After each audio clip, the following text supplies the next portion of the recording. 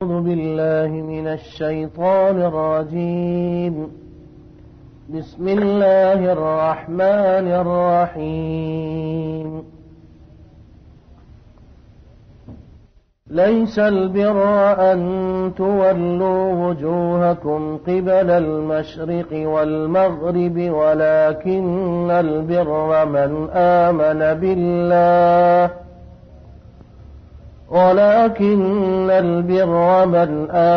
بالله واليوم الآخر والملائكة والكتاب والنبيين وآتى المال على حبه ذوي القربى واليتامى والمساكين وابن السبيل والسائلين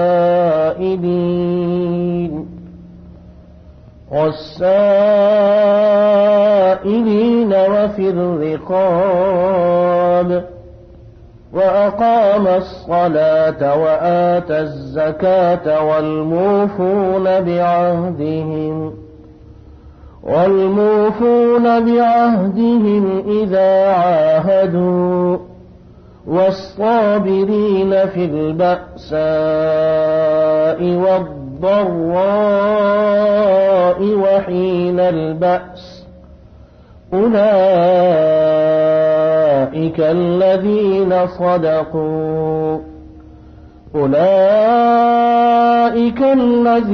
صدقوا وأولئك هم المتقون.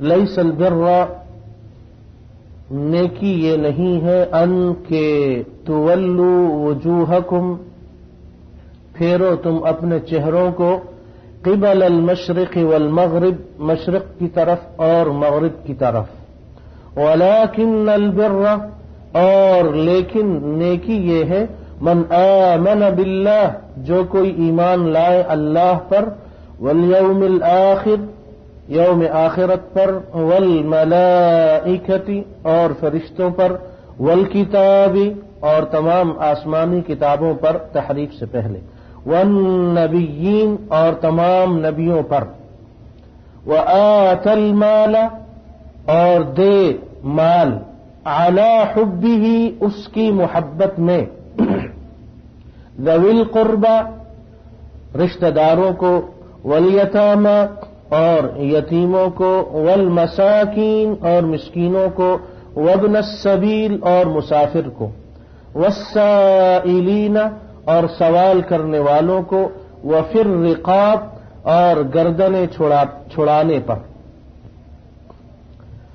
وأقام الصلاة وآتى الزکاة اور قائم کرے نماز اور دیتا رہے زکوٰۃ والموفون اور پورا کرنے والے ہیں بعہدہم اپنے وعدوں کا اذا عاہدوا جب وہ وعدہ کریں والصابرین اور صبر کرنے والے فی البأساء سختی میں والضراء اور تکلیف میں وحین البأس اور جنگ کے وقت اولئک الذین صدقوا یہی وہ ہیں جو سچے ہیں وَأُولَئِكَ هُمُ الْمُتَّقُونَ اور یہی وہ ہیں جو متقین ہیں.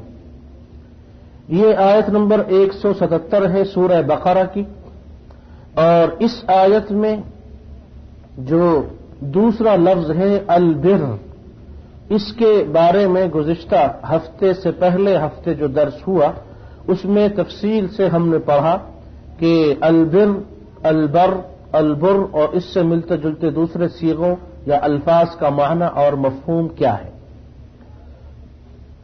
اس آیت نمبر 177 کا جو لغوی اور اعراب کے لحاظ سے جو اس کی شکل اور صورت ہے، سب سے پہلا لفظ ہے لیسا. لیسا یہ افعال ناقصہ میں سے ہے. البر یہ مصدر ہے. ولیکن البر میں جو لاکن ہے یہ وہ کلمہ ہے لاکن جو استدراک کے لیے آتا ہے. استدراک کا معنی یہ ہے کہ اس لاکن کے کلمے سے پہلے اور یہ لیکن حرف ہے حروف مشبہ بالفعل میں سے. جب یہ کسی اسم پہ داخل ہوتا ہے اس کو نصب دیتا ہے، یعنی اس پہ زبر فتحہ آ جاتا ہے، اور جب یہ اسم کو نصب دیتا ہے تو جو اس کی خبر ہوتی ہے اس خبر کو یہ رفع دیتا ہے، یعنی ضمہ یا پیش جس کو ہم کہتے ہیں. تو لیکن یہ حرف ہے حروف مشبہ بالفعل میں سے، اور یہ آتا ہے استدراک کلام کے لیے. استدراک کلام کا معنی یہ ہے کہ پہلے کوئی بات ہو چکی ہوتی ہے، اس بات کے یعنی اس بات میں کسی قسم کا کوئی وہم، شک یا شبہ ہوتا ہے، اس کو دور کرنے کے لیے یہ کلمہ لیکن آتا ہے. یعنی جیسا کہ ہم نے یہاں پڑھا لیس البر ان تولوا وجوہکم قبل المشرق والمغرب، نیکی یہ نہیں ہے کہ تم اپنے چہروں کو مشرق اور مغرب کی طرف پھیرو.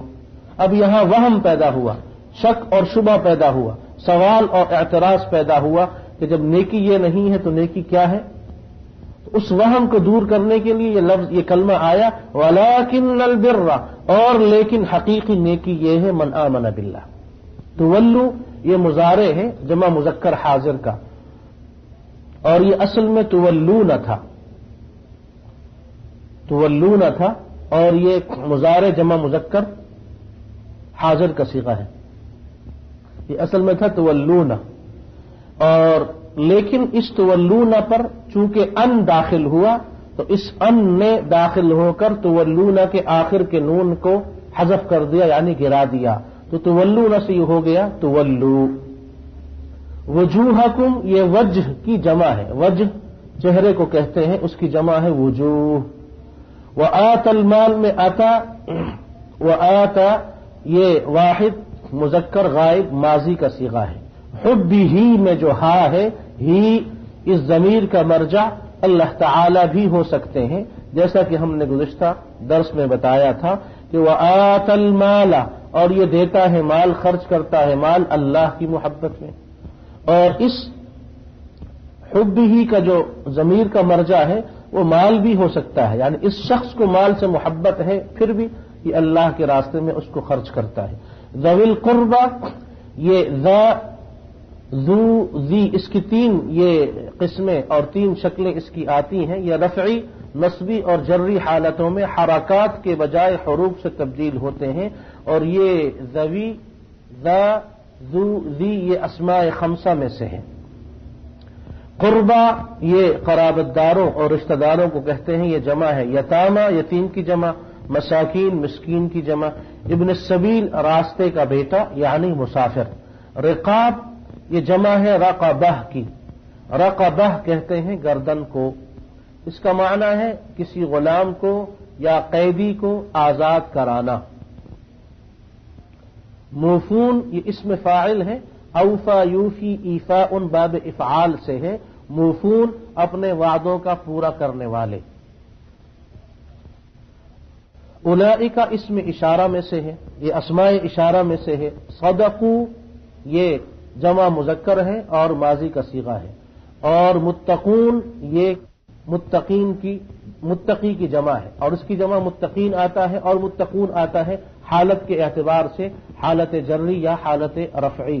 تو متقون یہ جمع ہے متقی کی، پرہیزگاری کو اختیار کرنے والے، تقوی کو اختیار کرنے والے. اس کا واحد ہے متقی اور اس کی جمع ہے متقین یا متقون.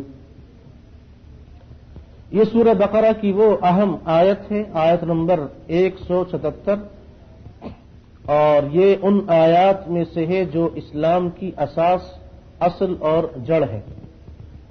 اس آیت میں دین کے 16 بنیادی اصول، اس آیت میں دین کے 16 بنیادی امور 5 اہم اصولوں کی روشنی میں بیان کیے گئے ہیں. یعنی اہم اصول 5 ہیں، اور ان 5 اصولوں پر پھر ان 16 باتوں، 16 کاموں کو تقسیم کیا گیا ہے. اور 5 اصولوں میں سب سے پہلا جو اصول ہے وہ ہے اعتقادات، یعنی کسی انسان کا عقیدہ. اور دوسرا اصول اور دوسرا اہم حصہ اس کا تعلق عبادات سے ہے. تیسرا اہم اصول اور تیسرا حصہ یہ بھی عبادات ہی سے متعلق ہے. اور چوتھا اصول اور چوتھا اہم حصہ اس کا تعلق معاملات اور اخلاقیات سے ہے. پانچواں اہم اصول اور حصہ اس کا تعلق ایفائے عہد سے ہے، جو کہ انہی معاملات اور اخلاقیات ہی کی ایک شاخ ہے. تو پہلے اصول اور پہلے حصے میں جن اہم چیزوں کو بیان کیا گیا وہ 5 ہیں. سب سے پہلے ایمان باللہ، من آمن باللہ، اور دوسری والیوم الآخر، اور تیسری چیز والملائکہ، اور چوتھی چیز والکتاب، اور پانچویں چیز والنبیین. یہ اعتقادات اور ایمانیات پہلا حصہ اور پہلا اصول جس میں ان 5 اہم امور کو بیان کیا گیا. تو ایمانیات اور عقائد میں جو سب سے پہلی چیز ہے وہ ایمان باللہ. تو اس طریقے پر یہ 5 حصے اور 5 اہم اصول، ان میں 16 چیزوں کو اللہ تعالی یہاں 16 اہم کاموں کو بیان کرتا ہے. سب سے پہلی چیز ایمان اور عقائد میں اس کا تعلق ایمان باللہ سے ہے، یعنی توحید خالص. اور یہ وہ دعوت توحید ہے جو تمام انبیاء علیہم الصلاۃ والسلام نے اپنی اپنی قوموں کو دی ہے. ایمان کا جہاں تک معاملہ ہے تو کچھ اعمال ایسے ہیں جن سے ایمان میں نقص پیدا ہوتا ہے، ایمان یعنی ختم ہونے کے قریب ہو جاتا ہے. کچھ اعمال ایسے ہیں کہ جن سے ایمان کمزور پڑ جاتا ہے. کچھ اعمال ایسے ہیں کہ جن سے ایمان بالکل ختم ہو جاتا ہے، اور کچھ اعمال ایسے ہیں کہ جن سے ایمان میں اضافہ ہوتا ہے. اور ان تمام باتوں کو مختلف دروس میں ہم نے وقتاً فوقتاً بیان کر دیا ہے کہ وہ کون کون سے اہم نیک کام ہیں، اعمال صالحہ ہیں جن سے کسی انسان کے ایمان میں اضافہ ہوتا ہے، اور وہ کون کون سے گناہ ہیں جن سے ایمان بالکل ختم ہو جاتا ہے. تو ایمان کی ضد کفر اور شرک ہے. کفریہ اعمال اور شرکیہ اعمال یہ وہ اعمال ہیں کہ جن سے ایمان کمزور بھی ہوتا ہے اور جن سے ایمان بالکل ختم ہو جاتا ہے. ابتدا میں انسان کو اس کا احساس نہیں ہوتا، لیکن جب وہ حقیقت کے قریب پہنچتا ہے تو معلوم یہ ہوا کہ ایمان بالکل ختم ہو گیا. تو کبیرہ گناہوں سے اور اللہ اور اس کے حبیب علیہ الصلاۃ والسلام کی کھلم کھلا مخالفت سے ایمان کمزور پڑ جاتا ہے. کبیرہ گناہوں پہ اصرار کرنا، کبیرہ گناہوں کو مسلسل کرنا، اور کبیرہ گناہ کرنے کے بعد توبہ نہ کرنا، اس سے ایمان کمزور پڑ جاتا ہے. اور کسی گناہ کو کھلم کھلا کرنا اور کسی گناہ یعنی کبیرہ گناہ اس کی کسی اور کو دعوت دینا، اس سے ایمان ختم ہونے کے قریب پہنچ جاتا ہے. اور ارشاد فرمایا کہ کفر یا شرک کا کوئی عمل کرنا اس سے ایمان بالکل ختم ہو جاتا ہے.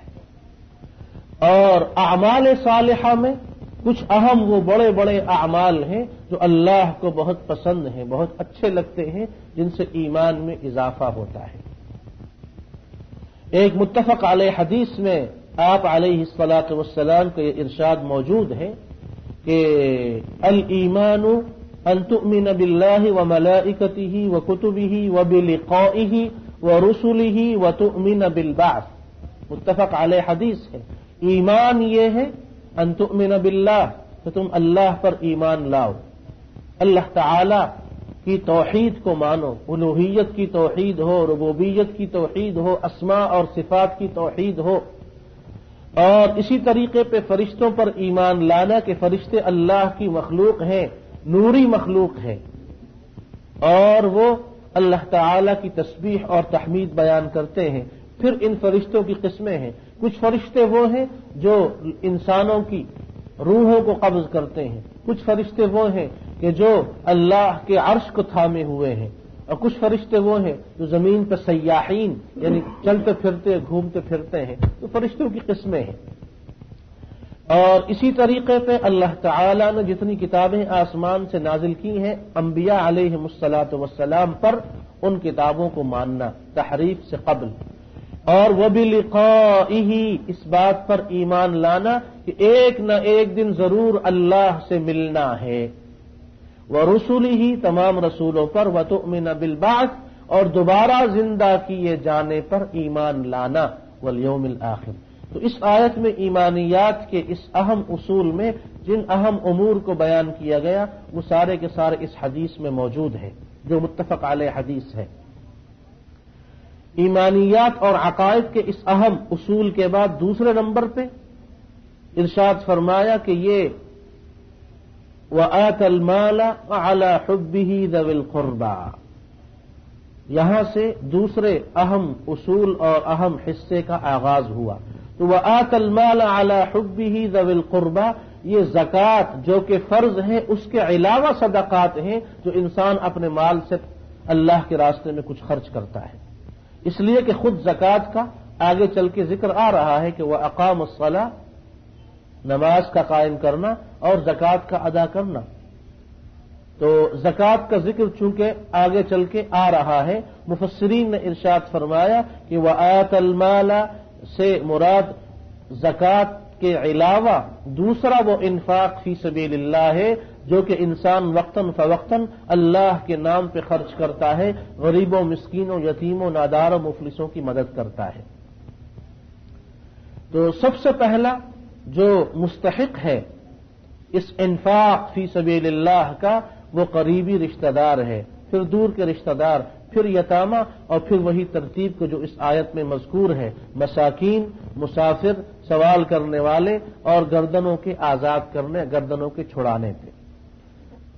اللہ تعالی کی رضا کے لیے اپنے مال کو خرچ کرنے کی فضیلتیں بے شمار ہیں، اور ہم نے مختلف موقعوں پہ بارہا ان آیات اور احادیث کا حوالہ دیا ہے جو ہر مسلمان کو اس طرف مائل اور راغب کرتی ہیں کہ ہر شخص کو وقتاً فوقتاً کچھ نہ کچھ ضرور اللہ کے نام پہ خرچ کرنا چاہیے۔ صدقہ و خیرات سے اللہ تعالی خوش ہوتا ہے، انفاق فی سبیل اللہ سے مال، صحت، زندگی، اولاد اور دوسرے کاموں میں برکت آتی ہے۔ اس بہترین عمل سے آنے والی مصیبتیں، بیماریاں، پریشانیاں ٹال دی جاتی ہیں۔ اللہ کے راستے میں مال خرچ کرنے سے بخل اور دل کی سختی سخاوت میں اور نرمی میں تبدیل ہو جاتی ہے۔ اللہ کے راستے میں مال خرچ کرنا یہ وہ بہترین عمل ہے کہ بعض اوقات یہ عمل صدقہ جاریہ بن کر تا قیامت نیکیوں کے پھیلاؤ کا سبب بھی بنتا ہے۔ تو انفاق فی سبیل اللہ میں بے شمار فائدے ہیں جن سے انسان اس دنیا کی زندگی میں بھی فائدہ حاصل کر سکتا ہے، اس کی اولاد اور اس کے رشتہ دار بھی فائدہ حاصل کر سکتے ہیں، قبر کی زندگی میں بھی اس کو فائدہ ملتا ہے، اور قیامت کے دن بھی وہ اپنا جو صدقہ اللہ کے راستے میں وہ خرچ کیا کرتا تھا۔ صحیح حدیث میں آتا ہے کہ ہر شخص اپنے صدقے کے سائے میں ہوگا جس دن اللہ کے عرش کے سوا اور کوئی سایہ نہیں ہوگا۔ اللہ کے راستے میں مال خرچ کرنا، القربہ، رشتہ داروں پہ، اس کی تفصیل سورہ بقرہ کی آیت نمبر 215 میں موجود ہے۔ قُلْ مَا أَنفَقْتُم مِّنْ خَيْرٍ فَلِلْوَالِدَيْنِ وَالْأَقْرَبِينَ وَالْيَتَامَى وَالْمَسَاكِينِ وَابْنِ السَّبِيلِ، لوگ آپ سے پوچھتے ہیں کہ مال کیسے اور کہاں اور کن پہ خرچ کریں، آپ ارشاد فرما دیجئے کہ جو کچھ تم خرچ کرتے ہو اس میں سب سے بہتر، سب سے اچھا والدین پہ خرچ کرنا، والاقربین پھر رشتہ داروں پہ خرچ کرنا، والیتامى پھر یتیموں پہ، والمساکین پھر مسکینوں پہ، وابن السبیل اور پھر مسافر پہ۔ اور سورہ انسان میں یہ اللہ تعالی کا ارشاد ہمیں ملتا ہے، وَيُطْعِمُونَ الطَّعَامَ عَلَى حُبِّهِ مِسْكِينًا وَيَتِيمًا وَأَسِيرًا، یہ لوگ اللہ کی محبت میں مسکین کو اور یتیم کو اور اسیر کو کھانا کھلاتے ہیں، ان کی مدد کرتے ہیں۔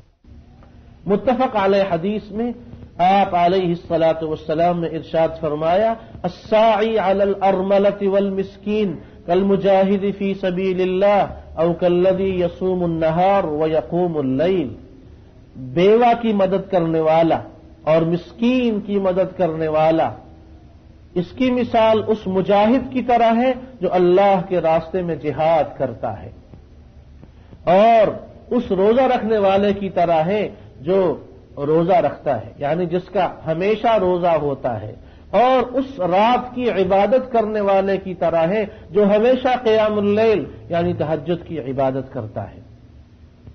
مسکین کی مدد کرنا ایک بہترین عمل ہے اور فضیلت والی نیکی ہے۔ مسکین ایک تو وہ ہے کہ جس کے پاس کچھ نہ ہو اور جو خود کما نہ سکے، اور دوسرا مسکین یعنی مسکین کی دوسری قسم یہ ہے جو کماتا ہو لیکن کمائی اتنی تھوڑی ہو کہ جو اس کے لیے اور اس کے اہل و عیال کے لیے کافی نہ ہو، لیکن پھر بھی یہ کسی سے سوال نہ کرے۔ لیس المسکین الذی یطوف علی الناس ترده اللقمة واللقمتان او التمرة والتمرتان ولكن المسكين الذي لا يجد غنى يغنيه ولا يفطن له فيتصدق عليه ولا يقوم فيسأل الناس، جیسا کہ متفق علیہ حدیث میں فرمایا مسکین وہ نہیں ہے جو ایک لقمے اور دو لقموں، ایک کھجور اور دو کھجور کے لیے لوگوں کے گھروں کا طواف کرتا پھرے۔ مسکین تو وہ ہے کہ جس کے پاس اپنی غریبی اور اپنی کمزوری اور اپنی مشقت دور کرنے کے لیے کچھ بھی نہ ہو، لیکن وہ کسی سے سوال نہیں کرتا، اور لوگ اس لیے بھی اسے کچھ نہیں دیتے کہ چونکہ وہ مانگتا نہیں ہے تو لوگ یہ سمجھتے ہیں کہ شاید اس کو ضرورت نہیں ہے۔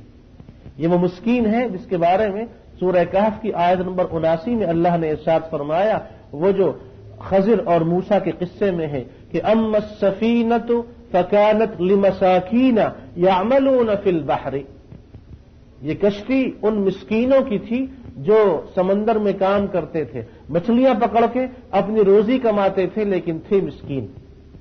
اس آیت سے معلوم ہوا کہ مسکین وہ ہے کہ جو خود کماتا ہو لیکن تنخواہ اتنی تھوڑی ہو کہ وہ ہمیشہ مقروض رہتا ہو اور اس کے اہل و عیال اور اس کے خرچے کے لیے اس کی کمائی کفایت نہ کرے، یہ مسکین ہے، اس کی مدد کی جائے۔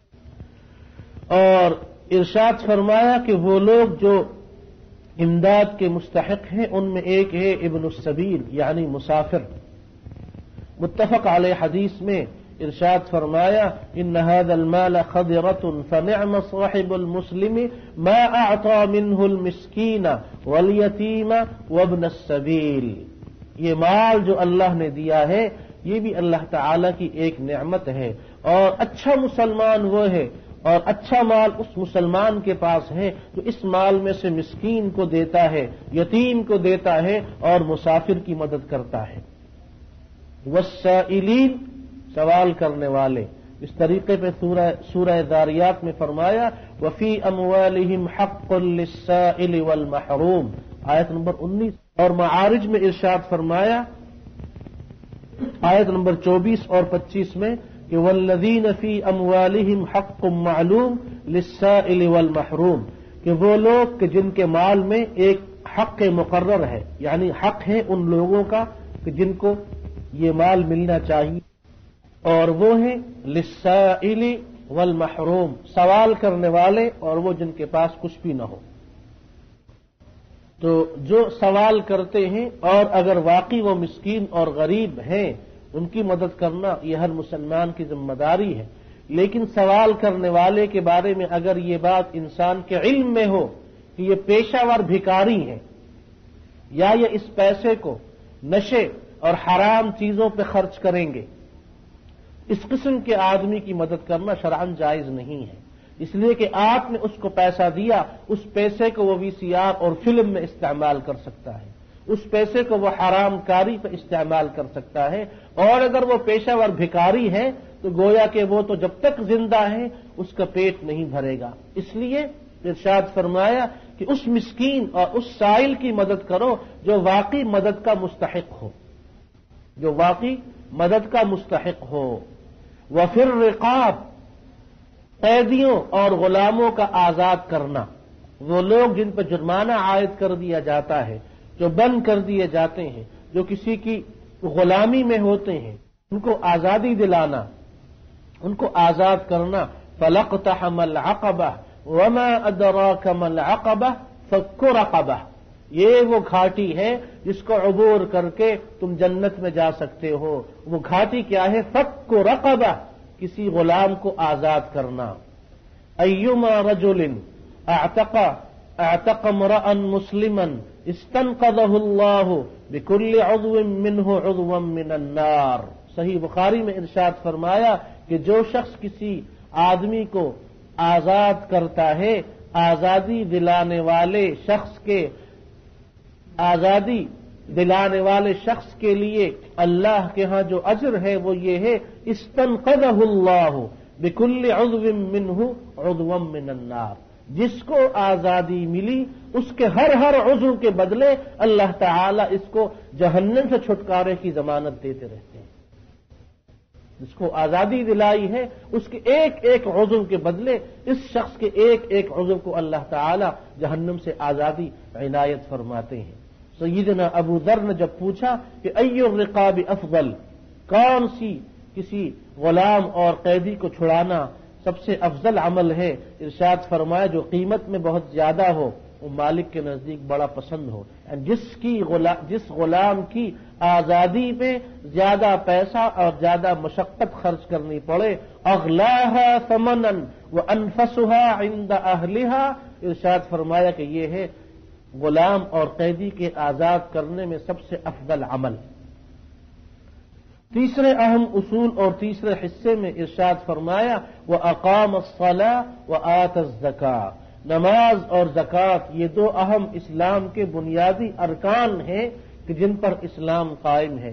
نماز عمدن چھوڑ دینے سے انسان کا یہ عمل کفر کا عمل بن جاتا ہے، اور زکوٰۃ نہ دینے سے اللہ کی طرف سے عذاب کا نزول ہوتا ہے۔ اسلام کا بنیادی رکن ہے نماز قائم کرنا اور زکوٰۃ ادا کرنا۔ والموفون بعہدہم اذا عاہدوا، چوتھا اصول یہ ہے وعدہ اپنا پورا کرنا۔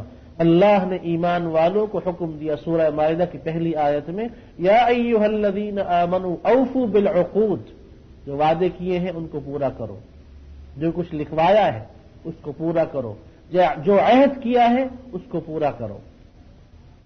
جن جن باتوں پہ کسی اور آدمی سے تمہارا اتفاق ہو گیا ہے، دونوں کا ایگریمنٹ ہوا ہے، اس کے مطابق پورا کام اور صحیح طریقے پہ انجام دو۔